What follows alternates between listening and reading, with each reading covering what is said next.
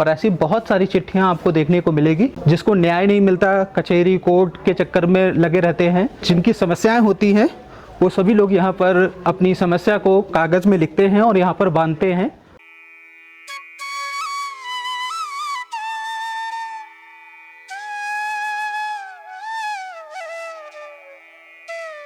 तो फिलहाल इन दृश्यों को आप देख सकते हैं। यहाँ से जैसे ही थोड़ा सा और आगे चलेंगे तो गुफा में एंट्री हमारी हो जाएगी। कितने बजे ये खुल जाता है पाताल भुवनेश्वर मंदिर? 8:30 बजे खुल जाता है। 8:30 बजे खुल जाता है। और रात में कितने बजे बंद होता है? ये 5:30 बजे।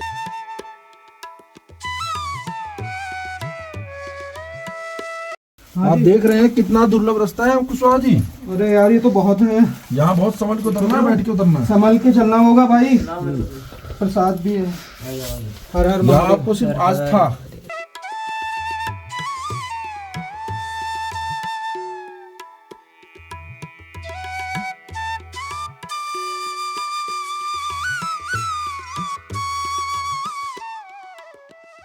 दोस्तों एक बार फिर से आप सभी का स्वागत है। जय गंगे माता।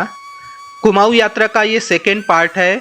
मैं आपको टनकपुर से पहले ले चलूँगा चंपावत और उसके बाद ले चलूँगा पिथौरागढ़। आपने देखा था कि फर्स्ट पार्ट में मैंने हरिद्वार से आपको पूर्णागिरि मंदिर तक का सफ़र दिखाया था, पूर्णागिरि मंदिर के बारे में जानकारी दी थी।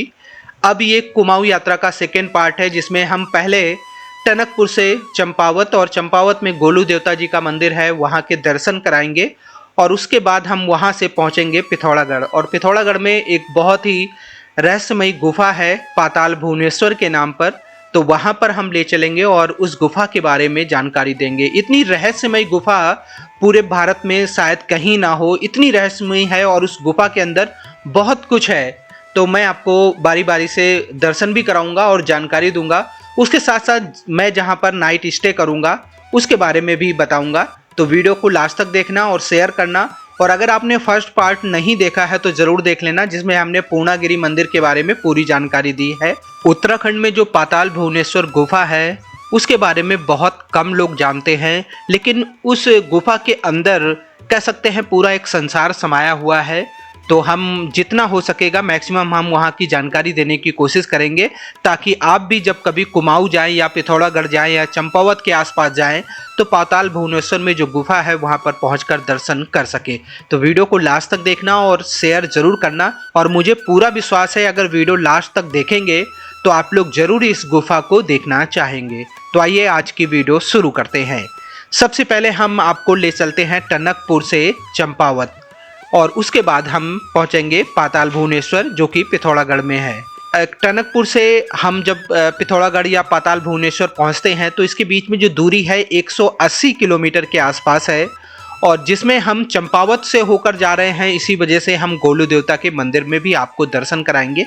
तो ये फिलहाल जो सुंदर सा रास्ता आप देख रहे हैं ये जाता है चंपावत होते हुए पिथौरागढ़ के लिए।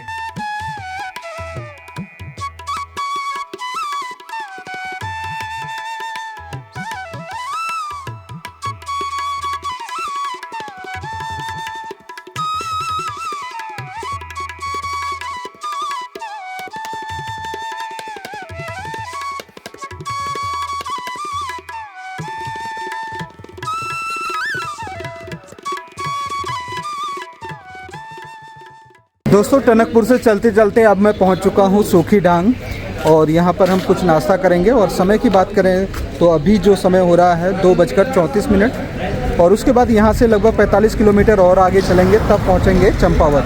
तो ये छोटी सी जगह है और भूख लगी है, सुबह से कुछ खाया नहीं तो यहाँ पर खाते हैं। लंच करने के बाद अब मैं बढ़ चुका हूँ सफ़र में आगे की ओर।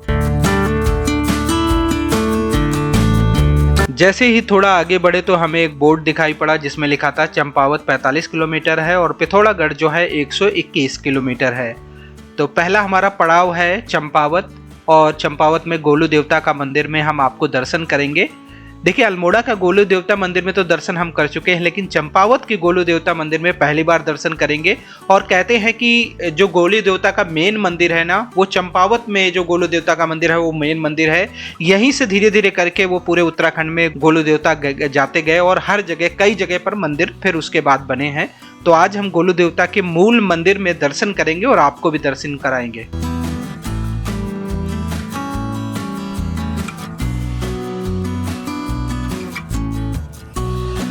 अब जो है चंपावत मात्र 22 किलोमीटर के आसपास रह गया है।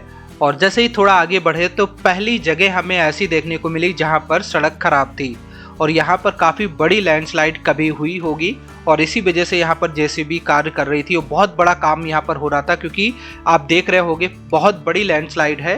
काफ़ी दूर से ये रोड जो है बन रही थी। वैसे अभी तक हमें जो रोड मिली बहुत अच्छी मिली और थोड़ी दूर की थी, उसके बाद फिर से अच्छी रोड हमें मिलने लगी थी और धीरे धीरे करके हमारा जो सफ़र है वो चंपावत की ओर बढ़ रहा था। जैसे ही आगे बढ़े तो हमें एक बोर्ड दिखाई पड़ा, यहाँ से धारचूला का भी रास्ता है 171 किलोमीटर और धारचूला से ओम पर्वत बहुत सारे लोग जाते हैं। और अब चंपावत का भी बोर्ड हमें दिख रहा था। चंपावत 3 किलोमीटर रह गया है। तो चंपावत भी उत्तराखंड के मेन डिस्ट्रिक्ट में से एक आता है और चंपावत में ही पूर्णागिरी मंदिर है, गोलू देवता जी का मंदिर है। पूर्णागिरी मंदिर के दर्शन तो हमने इससे पहले वाले पार्ट में कराया था, अगर आपने वो वीडियो नहीं देखा है तो देख लेना।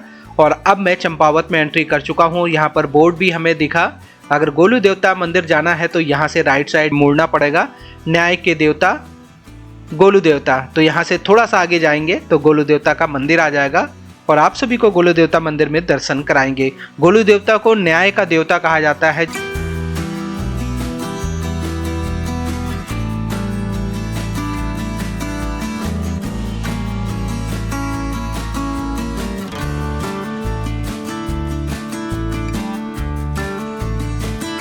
दोस्तों इस समय मैं हूं चंपावत में और चंपावत में एक मंदिर है गोलू देवता का, जो कि बहुत ही फेमस मंदिर है और उसके साथ साथ गोलू देवता का ये मूल मंदिर है।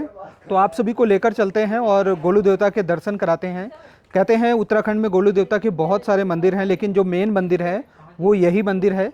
तो आइए आपको ले चलते हैं अंदर और दर्शन कराते हैं। बहुत ही ख़ास ये मंदिर है और कुछ ऐसी बातें हम इस मंदिर के बारे में जानेंगे जो पंडित जी यहाँ के हैं खुद हमें बताएंगे। और फिलहाल ये जो आप घंटियाँ देख रहे हैं बहुत सारी, ये देखिए दोनों तरफ आप बहुत सारी घंटियाँ देख रहे हैं। ये पहचान होती है किसी मंदिर में जितना श्रद्धालुओं की आस्था होती है, विश्वास होता है और जब लोगों की मनोकामना पूर्ण होती है ना तो लोग ये घंटियाँ बांधते हैं। आइए आपको अंदर ले चलते हैं।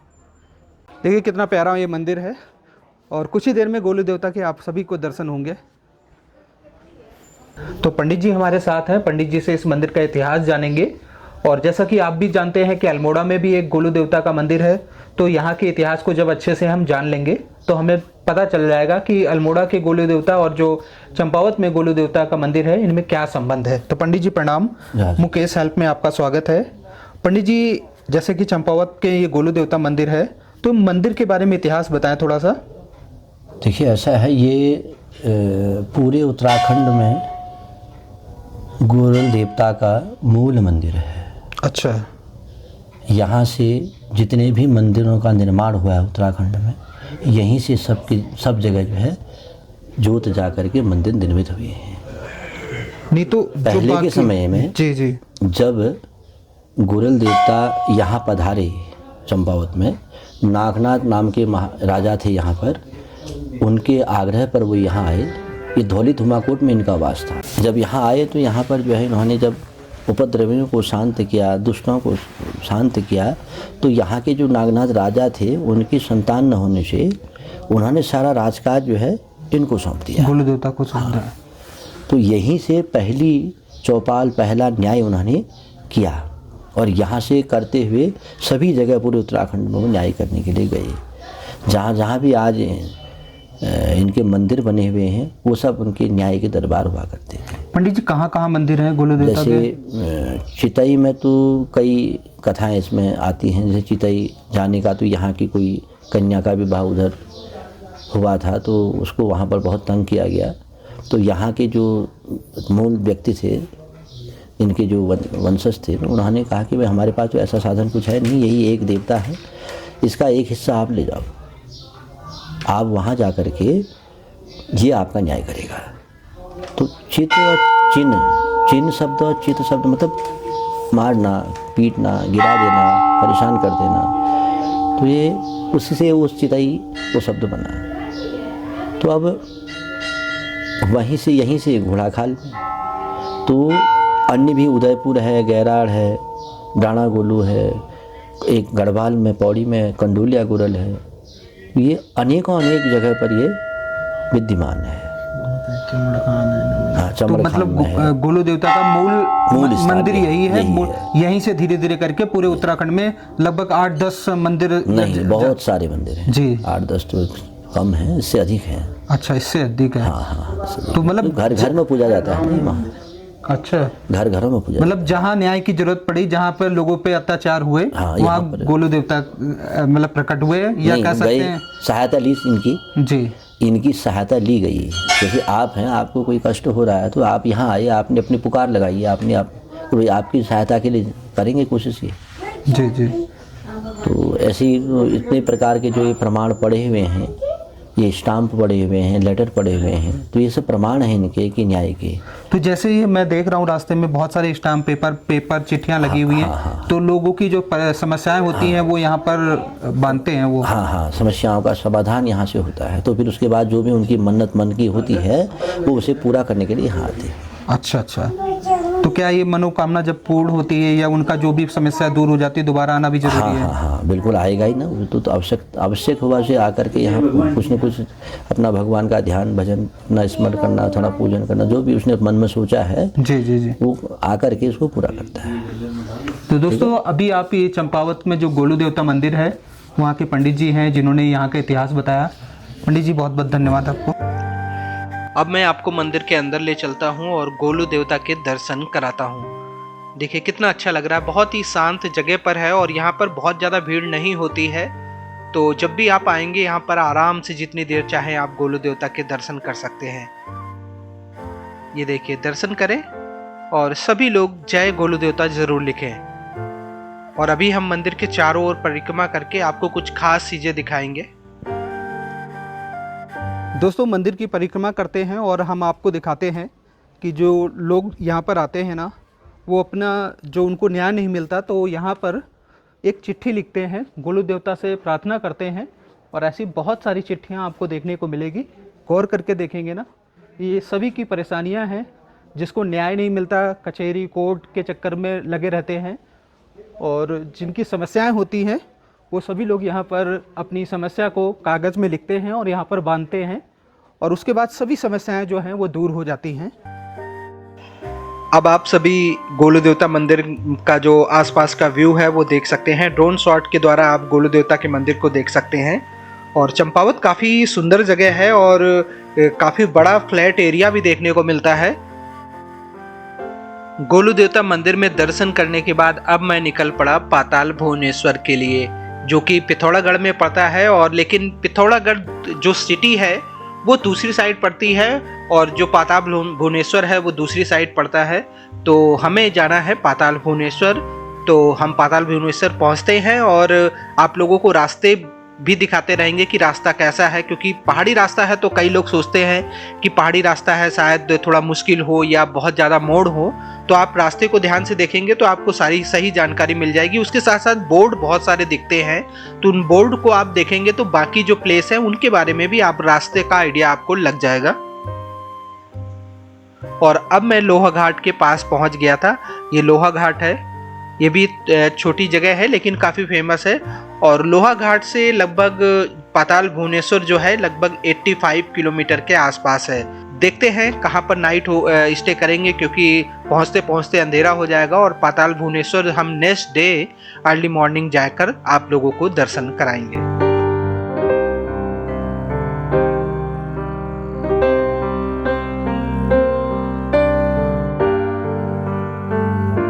जैसे ही थोड़ा आगे बढ़े तो एक बोर्ड हमें और दिखाई पड़ा जहाँ पर डिस्टेंस लिखी हुई थी, और यहाँ एक पुल भी पार करके हमें राइट साइड मुड़ना था। तो ये जो रास्ता आप देख रहे हैं ना, हमें इस तरफ जाना है। दोस्तों, चंपावत से चलते चलते अब मैं गंगोली हाट के पास पहुंच चुका हूं, और गंगोली हाट से होते हुए जाते हैं पाताल भुवनेश्वर के लिए। लेकिन ये जो पॉइंट है ना बहुत ही खास है, तो यहाँ की जानकारी भी देना ज़रूरी है। देखिए, गंगोली हाट से थोड़ा सा पहले जैसे ये पुल को पार करेंगे और पुल को पार करके इस तरफ आएंगे तो ये रास्ता जो जा रहा है ना, ये अल्मोड़ा की तरफ जाता है। अगर आपको अल्मोड़ा और जागेश्वर धाम जाना है तो इस तरफ आप जा सकते हैं। और गंगोली हाट जाने के लिए ये वाला रास्ता है। तो यहाँ से हम थोड़ा सा आगे चलेंगे तो गंगोली हाट पड़ जाएगा। उसके बाद वहाँ से और आगे जाएंगे तो पाताल भुवनेश्वर पड़ेगा और यहाँ से लगभग पाताल भुवनेश्वर जो है 54 किलोमीटर के आसपास है। तो ये मेन पॉइंट है। अगर आपको जागेश्वर धाम जाना है तो यहाँ से जाना होगा और 50 किलोमीटर के आसपास है, और इधर से अगर आप पाताल भुवनेश्वर जाना चाहते हैं तो वो भी 54 किलोमीटर के आसपास है। तो चलते हैं आगे और आगे का रास्ता आपको दिखाते हैं।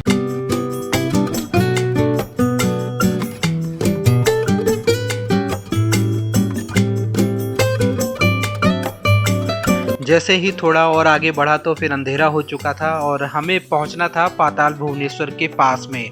हमारी यही कोशिश थी कि हम पास में कहीं रुक जाएंगे और अगले दिन आसानी से फिर हम सुबह उठकर पाताल भुवनेश्वर पहुंचकर दर्शन कर पाएंगे।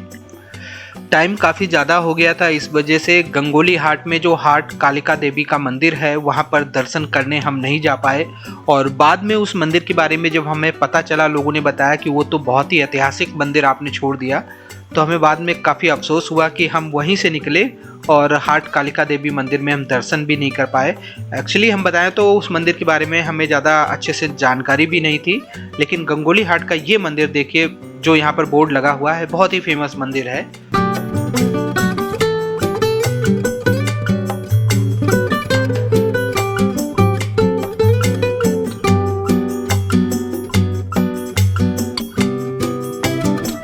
जैसे ही थोड़ा आगे बढ़ा तो एक बोर्ड हमें दिखा, यहाँ पर लिखा था पाताल भुवनेश्वर 11 किलोमीटर। तो अब ये था कि पाताल भुवनेश्वर के काफ़ी करीब हम पहुँच चुके थे। तो कोशिश यही थी कि वहाँ पास में जितना पहुँच सकते हैं उतना पास पहुँचेंगे। और फिलहाल ये रास्ता अच्छा था, बस सिंगल रास्ता था और अंधेरा हो गया था, तो पूरा ध्यान पूर्वक धीरे धीरे करके हम चलते गए और फिर उसके बाद हम पहुँच गए थे पाताल भुवनेश्वर के बिल्कुल पास में। देखिए यहाँ पर एक बोर्ड हमें और दिखाई पड़ा था, ये देखिए, और यहाँ लिखा हुआ था कि पाताल भुवनेश्वर 8 किलोमीटर है और यहाँ से आपको नीचे वाले रास्ते की ओर जाना है जो राइट साइड में जा रहा है। तो इसी रास्ते में हम आगे बढ़ गए और यहाँ पर लिखा भी था, देखिए ये है पाताल भुवनेश्वर में आपका स्वागत है।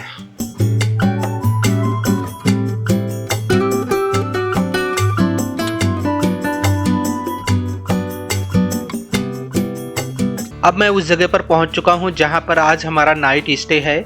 और ये जो प्रॉपर्टी है जहां पर मैं रुकने वाला हूं, इसको ऑनलाइन ही सर्च किया था तो काफ़ी अच्छे रूम्स थे, तो मैंने सोचा आज यहीं पर रुकते हैं और कल अर्ली मॉर्निंग जो है यहां से पाताल भुवनेश्वर जाएंगे, जो कि 2-3 किलोमीटर है। और ये देख सकते हैं फिलहाल ये बड़ा सा रिजॉर्ट है। इसका जो रिजॉर्ट का टूर हम कल आपको मॉर्निंग में कराएंगे, क्योंकि अंधेरा भी हो गया और काफ़ी थक गए थे। अभी हम डिनर करेंगे और उसके बाद आराम करेंगे। सुबह ये प्रॉपर्टी के बारे में भी जानकारी देंगे। अगर आप पाताल भुवनेश्वर जा रहे हैं और यहाँ पर रुकना चाहते हैं तो कॉन्टेक्ट नंबर भी मैं आपको दे दूंगा, जिससे कि आप कॉल करके इंक्वायरी करके बुकिंग कर सकते हैं। और ये है इनका डाइनिंग एरिया, तो यहाँ पर हम डिनर करके फिर आराम करेंगे। सुबह पूरा टूर कराएंगे यहाँ का। गुड मॉर्निंग दोस्तों, अब ये नेक्स्ट डे के आप दृश्य देख सकते हैं। ये पूरा प्रॉपर्टी हम आपको अच्छे से विजिट कराएंगे, यहाँ के बारे में जानकारी देंगे और उसके बाद यहाँ से हम निकलेंगे पाताल भुवनेश्वर के लिए और वहाँ पर जो मंदिर है वहाँ के दर्शन कराएंगे। तो सबसे पहले ये देख सकते हैं प्रॉपर्टी एक बहुत बड़ी प्रॉपर्टी है। यहाँ पर बहुत सारी, इस तरफ जो दिख रहे हैं ये कॉटेज बनी हुई हैं और उसके साथ साथ इसमें बहुत सारे गार्डन हैं, छोटे छोटे कई गार्डन यहाँ पर बने हुए हैं। सेल्सा रिजॉर्ट के नाम पर है ये। इनका ये एंट्री वाला गेट है, यहाँ से एंट्री करेंगे और इस तरफ बहुत सारे रूम भी बने हुए हैं। और ये इतनी बड़ी प्रॉपर्टी है, अगर कोई यहाँ पर वेडिंग भी करना चाहे तो आसानी से हो जाएगी। इनके पास बहुत सारे रूम हैं और इसके साथ साथ बहुत बड़ा गार्डन है। इस तरफ देखिए ये जो है ये कॉटेज बनी हुई हैं। इनके पास 6-7 कॉटेज हैं जो माउंटेन व्यू वाली हैं और बहुत शानदार नज़ारे हैं। और जिधर भी देखेंगे आपको हरियाली दिखेगी, ग्रीनरी इतनी ज़्यादा है ना। और पार्क है बच्चों के खेलने के लिए, झूले हैं यहाँ पर, उसके साथ साथ यहाँ पर बैडमिंटन कोर्ट भी है। तो कुल मिलाकर कह सकते हैं फुली वेल मेंटेन ये प्रॉपर्टी है।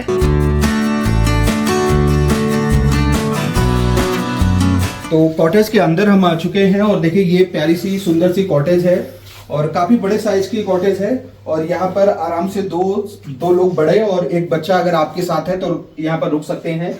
उसके साथ सारी बेसिक जो जरूरत होती है, यहाँ पर मिरर है, इंटरकॉम भी है, अगर आप कॉल करके कुछ मंगाना चाहते हैं तो वो भी कर सकते हैं। यहाँ पर एक सेंटर टेबल है और इस तरफ आएंगे ना, एक छोटा सा रूम यहाँ पर मिलता है, तो सिंगल पर्सन यहाँ पर सो सकता है और 2 से 3 लोग वहाँ पर रुक सकते हैं। तो एक फैमिली रूम है, एक सेटअप यहाँ पर दिया गया है ताकि सिंगल व्यक्ति इधर हो जाए और बाकी लोग इधर। और सबसे अच्छी बात है इस कॉटेज में, जैसे ही आप गेट खोलेंगे तो माउंटेन व्यू दिखेगा, और अगर गेट नहीं भी खोलना चाहते हैं तो देखिए मिरर से उस तरफ के नज़ारे आप लोग देख सकते हैं। और मैं अभी इनकी बालकनी में लेकर चलूँगा जहाँ से माउंटेन व्यू बहुत ही अच्छे से देखने को मिलेंगे। देखिए यहाँ से आप ये कह सकते हैं बालकनी है जहाँ से माउंटेन व्यू देख सकते हैं, और काफ़ी अच्छा लगेगा अगर आप यहाँ पर रुकते हैं। उसके साथ साथ यहाँ का जो टैरिफ है उसके बारे में भी हम आपको बताएंगे, और जो यहाँ पर रूम्स बने हैं रूम भी आपको दिखाएंगे। वॉशरूम मिलता है वो ये है, गीजर की सुविधा आपको यहाँ पर मिलती है, मिरर है, वॉश बेसिन है, वेस्टर्न कमोड है, तो अच्छा है काफ़ी। और सबसे मेन है स्पेस, पीछे की तरफ भी आपको बालकनी मिलती है और माउंटेन व्यू मिलते हैं, और आगे की तरफ इनका गार्डन है, एक छोटा सा गार्डन है जहाँ पर अगर आप अपने बच्चों के साथ आते हैं तो यहाँ पर बच्चे बहुत ज़्यादा एंजॉय करने वाले हैं। और उस तरफ स्लाइडिंग भी लगी हुई है और वहाँ पर झूले भी कुछ लगे हैं। तो ओवरऑल बात करें ना तो सभी सुविधाएं आपको मिलती हैं जो नॉर्मली रिजॉर्ट में मिलते हैं। और अभी हम चलेंगे उस तरफ जो रूम बने हैं, रूम भी आपको दिखाएंगे। कॉटेज चार्जेस के बारे में बात किया जाए तो 3000 रुपये लगभग चार्जेस है। अगर आप ब्रेकफास्ट के साथ लेना चाहते हैं तो 3200-3500 रुपये में आपको ब्रेकफास्ट के साथ ये कॉटेज मिल जाती है, जिसमें 2 बड़े लोग, उसके साथ साथ अगर आपके साथ बच्चे हैं तो भी यहाँ पर आराम से रुक सकते हैं। और इनका जो कॉटेज है माउंटेन व्यू के साथ है, उसके साथ साथ पार्क है। ओवरऑल बात करें तो बहुत अच्छा है। और दूसरी बात यह है कि जो चार्जेस है ना, सीजन के अकॉर्डिंग अप डाउन भी होते रहते हैं। जब सीजन होता है, जब भीड़ होती है तो हो सकता है थोड़े चार्जेस बढ़ जाएं, और हो सकता है जब ऑफ सीजन हो तो चार्जेस कम भी हो सकते हैं। बाकी वीडियो में नंबर दे रखा है, आप कॉल करके इंक्वायरी कर सकते हैं और उसके बाद आसानी से बुकिंग कर सकते हैं। और इस कॉटेज से जो पाताल भुवनेश्वर जो है जगह है ना, वो मात्र 2.5 किलोमीटर के आसपास है। आराम से लगभग 5-7 मिनट में आप वहां पहुंचकर दर्शन करके यहां पर फिर से आ सकते हैं। और ये होटल की बिल्डिंग है और ये इनका रिसेप्शन है। अब मैं इस प्रॉपर्टी के जो नॉर्मल रूम है वो दिखाने के लिए आपको ले चलता हूँ। अगर आपका बजट कम है और नॉर्मल रूम लेना चाहते हैं, या डबल बेड, ट्रिपल बेड या 4 बेड, तो यहाँ पर नॉर्मल रूम ले सकते हैं जिनका चार्जेस भी कम है। तो आपने कॉटेज यहाँ की देख ली है, अब यहाँ के रूम दिखाते हैं। और रूम भी यहाँ के काफ़ी अच्छे हैं, और सबसे मेन है ना, रूम का साइज काफ़ी ज़्यादा है। जैसे कि आपने रिजॉर्ट में देखा, बहुत बड़ा रिजॉर्ट है, उसके साथ साथ रूम के साइज भी इन्होंने अच्छे दे रखे हैं। ये देखिए डबल बेड है, अगर आप 2 बड़े लोग हैं, 1 बच्चे हैं तो आराम से सो सकते हैं। उसके साथ साथ यहाँ पर देख सकते हैं मिरर है, और यहाँ भी माउंटेन व्यू आपको देखने को मिलते हैं। अगर आप ये कर्टन हटाएंगे ना तो माउंटेन व्यू आपको काफ़ी अच्छे से देखने को मिलेंगे। आराम से यहाँ पर रुक सकते हैं। 2 चेयर है, यहाँ पर एक टेबल है, सेंटर टेबल है। और देखिए यहाँ पर एसी की ज़रूरत है नहीं, ऑलरेडी यहाँ पर मौसम काफ़ी ठंडा रहता है। ये देखिए ये यहाँ का वॉश बेसिन है, ये वॉशरूम है यहाँ का, वेस्टर्न कमोड है, गीज़र यहाँ पर लगा हुआ है, यहाँ पर वॉश बेसिन है, और आपको हैंड वॉश भी मिलता है। तो सभी जो बेसिक ज़रूरत होती है आपको सारी मिलती है। और रूम काफ़ी अच्छा है, आप देखेंगे ना तो आपको दीवार हो या बेडिंग हो प्रॉपर हो रखी है। और यहाँ से ना आप ये डोर खोल के बाहर बालकनी में जा सकते हैं, और बालकनी के नज़ारे देखिए आप कितने खास हैं। और मैं आ चुका हूँ बालकनी में, और देखिए कितनी बड़ी बालकनी है। आप यहाँ बैठ सकते हैं, यहाँ पर सोफ़ा भी पड़ा है और चेयर भी हैं, टेबल भी है। तो अगर आप शाम को इवनिंग के टाइम में इवनिंग स्नैक्स लेना चाहते हैं तो यहाँ पर आप बैठ सकते हैं। बाकी माउंटेन की जो हिमालय की जो श्रृंखला है वो आपको नज़र आ रही है, देखिए वो हिमालय वहाँ से नज़र आ रहा है। हालांकि धुंध है, नहीं तो बहुत अच्छे से दिखे। चार्जेस के बारे में बात करें तो डबल बेड के जो चार्जेस हैं वो 2000 रुपये के आसपास है। अगर आप ब्रेकफास्ट के साथ लेना चाहते हैं तो 2200 रुपये में आपको ब्रेकफास्ट के साथ ये रूम मिल जाता है। उसके साथ साथ यहाँ पर ट्रिपल बेड भी हैं, 4 बेड भी है। अगर फैमिली आपकी बड़ी है तो आप बड़े रूम के साथ जा सकते हैं। तो मैक्सिमम जो रूम यहाँ पर मिलते हैं वो अच्छे व्यू पॉइंट के साथ हैं, आपको व्यू बहुत ही लाजवाब मिलेंगे। और इस तरफ देखिए कितना अच्छा लग रहा है। और सच बताए ना तो ये जो जगह है ना अनटच्ड है, यहाँ पर बहुत कम लोग आते हैं। और इसी वजह से देखिए नेचर के बीच अगर रहना चाहते हैं तो इससे बेस्ट जगह आपको गंगोली हाट में नहीं मिलने वाली है। तो फाइनली हमारा ब्रेकफास्ट आ चुका है और हम चारों भाई यहाँ बैठ चुके हैं। ब्रेकफास्ट करने के बाद यहाँ से निकलते हैं पाताल भुवनेश्वर मंदिर के लिए और वहाँ पर पहुँचकर आप सभी को दर्शन कराते हैं।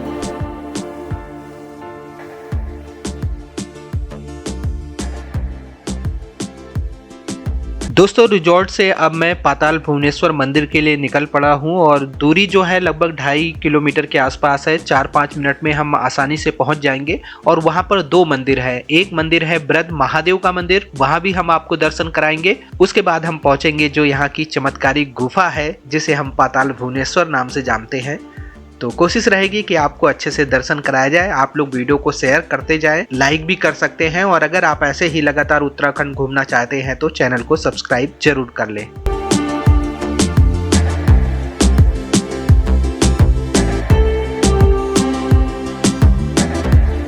अब मैं पहुंच चुका हूं पाताल भुवनेश्वर के पास जो छोटी सी मार्केट है। ये देखिए पाताल भुवनेश्वर के पास ये टैक्सी स्टैंड भी है। आप यहां पर अपनी कार जो है पार्क करके मंदिर में जा सकते हैं।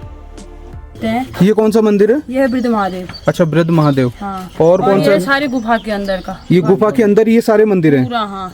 इसके अंदर आपकी 4 धाम की यात्रा हो जाती है। अच्छा जैसे हम बद्रीनाथ केदारनाथ जाते हैं ना, जी, तो हमारी 4 यात्रा तब होती है। अगर आप पाताल भुवनेश्वर की गुफा में हो तो 4 धाम हो जाते हैं आपके। तो कितने बजे ये खुल जाता है पाताल भुवनेश्वर मंदिर? 8:30 बजे खुल जाता है। 8:30 बजे खुल जाता है। और रात में कितने बजे बंद होता है? ये 5:30 बजे तक एंट्री होती है। मैं दिखा दो क्या क्या प्रसाद में है। प्रसाद में है नारियल है, टीका चंदन, अगरबत्ती, चुनरी, प्रसादी, तेल, इलायची दाना।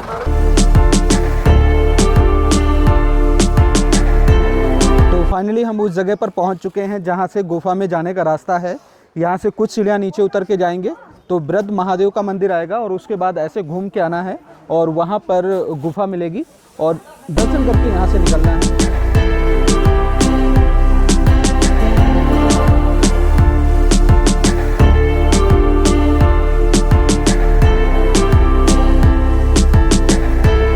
दोस्तों ये जो मंदिर आपको नज़र आ रहा है ये है बृहद महादेव का मंदिर। तो पहले हम इस मंदिर में दर्शन करेंगे। तो दोस्तों इस समय मैं हूँ पाताल भुवनेश्वर में जहाँ पर बृहद महादेव का मंदिर है।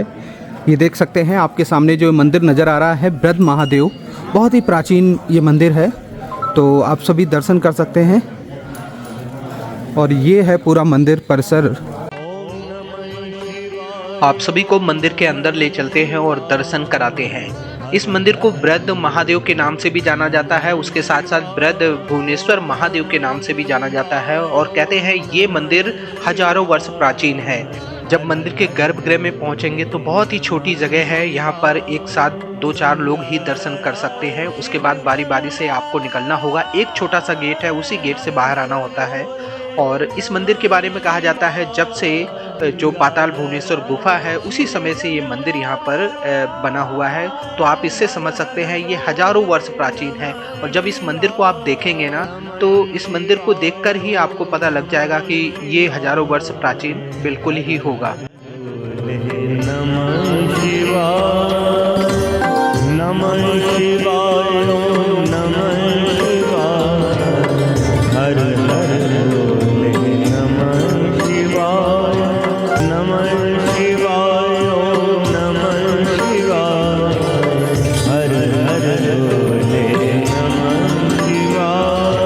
दोस्तों बृहद महादेव मंदिर में दर्शन कर लिया है और अब हम जा रहे हैं पाताल भुवनेश्वर गुफा के लिए। महादेव मंदिर जो बृहद महादेव मंदिर देखा है वहीं पास से ही ये रास्ता गया है। इस रास्ते से होते हुए ये गांव के घर हैं, इन्हीं रास्तों से होते हुए हम पहुंचेंगे पाताल भुवनेश्वर और वहां पर गुफा के दर्शन कराएंगे।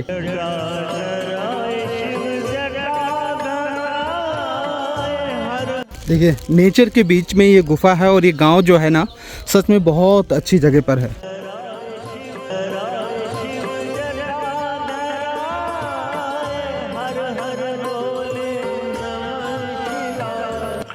जैसे ही 150 मीटर लगभग मैं आगे बढ़ा था तो एक जगह हमें दिखाई पड़ी जहां पर पाताल भुवनेश्वर मंदिर का इतिहास लिखा था। जो भुवनेश्वर गुफा है उसका पूरा इतिहास है, आप यहां से पढ़ सकते हैं। पूरा इतिहास तो नहीं लेकिन संक्षिप्त में वर्णन यहां पर किया गया है। और यहाँ से थोड़ा सा और आगे हमें बढ़ना होगा और देवदार के वृक्ष चारों ओर थे। यहाँ की जो दृश्य है ना बहुत ही मनोरम थे, बहुत ही सुकून वाली जगह है। और सच में जब इस जगह पर आप आओगे ना इतना सुकून मिलेगा, क्योंकि कम ही लोग यहाँ पर आते हैं, लोगों को पता ही नहीं है इस रहस्यमयी गुफा के बारे में। दोस्तों बस कुछ ही दूर और आगे चलना है, उसके बाद जो गुफा का एंट्री वाला पॉइंट है बस वो आने वाला है और सामने हमें नज़र भी आ गया है। तो हम आपको दिखाते हैं जहाँ से एंट्री करते हैं गुफा के लिए। ये देखिए गुफा में एंट्री पॉइंट है और ये देखिए मंदिर कमेटी पाताल भुवनेश्वर, जो कि पिथौरागढ़ डिस्ट्रिक्ट में पड़ता है और कह सकते हैं उत्तराखंड का एक बहुत ही फेमस जगह है। और अभी भी ये लोगों के उतने ज़्यादा जानकारी में नहीं है और इसी वजह से आपको ये नॉर्मल नज़र आ रहा है, लेकिन यहाँ की जो मान्यता है ना बहुत ही ख़ास है। हम आपको जहाँ तक दर्शन कराने की कोशिश करेंगे कि पूरा आपको दर्शन कराया जाए, बाकी देखते हैं कहाँ तक मोबाइल अलाउ करते हैं। तो फिलहाल इन दृश्यों को आप देख सकते हैं। यहाँ से जैसे ही थोड़ा सा और आगे चलेंगे तो गुफा में एंट्री हमारी हो जाएगी।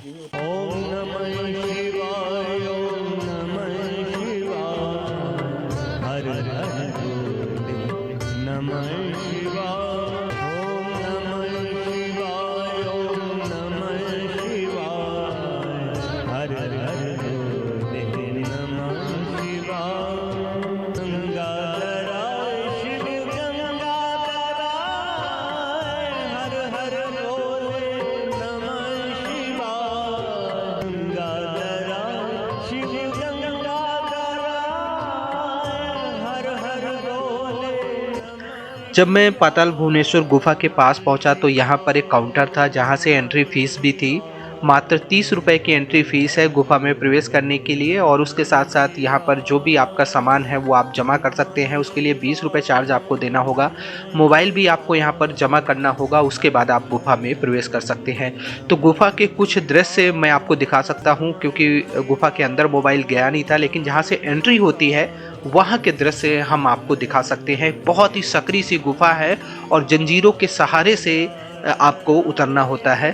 संभल के चलना होगा भाई, प्रसाद भी है आगे, बहुत कम सकरा है। आराम आराम से धीरे धीरे चलते रहो तो बढ़िया से उतरेंगे हम लोग आराम। गुफा के अंदर के ये जो दृश्य आप देख रहे हैं ये सोशल मीडिया प्लेटफॉर्म से लिए गए हैं और आप लोगों को समझाने की इसमें कोशिश की गई है। इस गुफा में बहुत कुछ है देखने के लिए। अगर आपको बताया जाए ना तो पूरा संसार इस गुफा के अंदर समाया है। और इस गुफा की खोज जो है त्रेता युग में अयोध्या के जो सूर्यवंशी राजा ऋतुपर्ण जी ने इस गुफा की खोज की थी, और वो शेषनाग के साथ इस गुफा में जब गए थे तब यहाँ के बारे में पता चला था। उसके बाद यहाँ पर पांडव भी आए और भगवान शिव की पूजा आराधना यहाँ पर की, और कुछ ऐसे दृश्य यहाँ पर देखने को मिलते हैं जैसे ये कल्प वृक्ष आपको दिख रहा है, सेम वैसा ही वृक्ष देखने को मिल रहा है। उसके साथ साथ गणेश जी का कटा हुआ सर भी यहाँ पर देखने को मिलता है, और उसके ऊपर एक कमल सा पुष्प है जिससे ड्रॉप करके जल नीचे गिरता रहता है।